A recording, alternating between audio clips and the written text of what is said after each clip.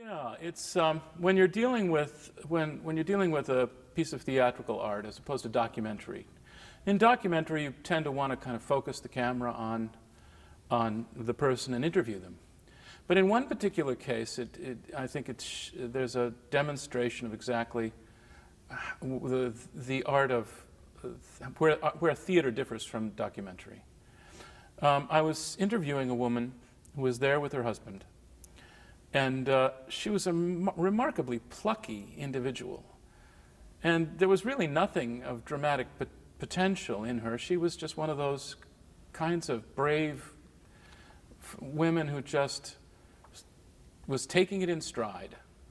She was there to find out whether she could drive or not, still drive. And her condition was going to deteriorate. And there was really nothing they could do they could maybe slow it up a bit, but it was going to get worse. She was there with her husband, and we briefly chatted with both of them, then was concentrating on her. And when I started to concentrate on her, out of the corner of my eye at one point, since he was not in the picture really, he felt like no one's looking at me. And I saw this moment. I saw this moment when his whole world collapsed for a second. And I thought, oh, he's not as brave and plucky as she is. This is harder. He's having a harder time with this.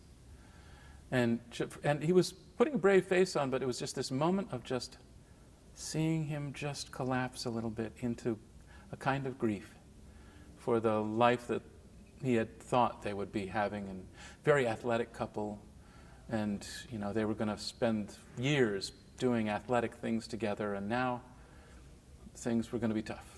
And that wasn't going to happen. And so all of a sudden I saw this little collapse. And that was the theatrical moment right there. And I went back the next morning. I wrote a monologue involving my protagonist, who ends up being an artist, sitting in a waiting room, and he talks to a guy who's waiting for his wife. And as this guy starts talking, he starts breaking down, basically, as he's talking about his wife. And then in the end, he feels disgusted with himself for breaking down. He says, she's the one that's going blind, and I'm the one breaking down here.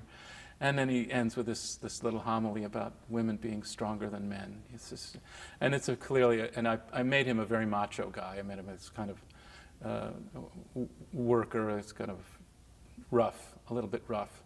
And so his vulnerability is all that much more appealing. But it's something that you wouldn't catch if you were behind a camera and looking solely at this woman. If you don't glance over to your left, you miss it entirely. If you think she's the story, you miss this other thing that's going on to your left that changes everything. And that's an example of how an interview can go and create and something that you don't expect. You couldn't, and had I looked at that interview on camera, never would have seen him. And that was where the story was. And it's a beautiful monologue. I'm very proud of it.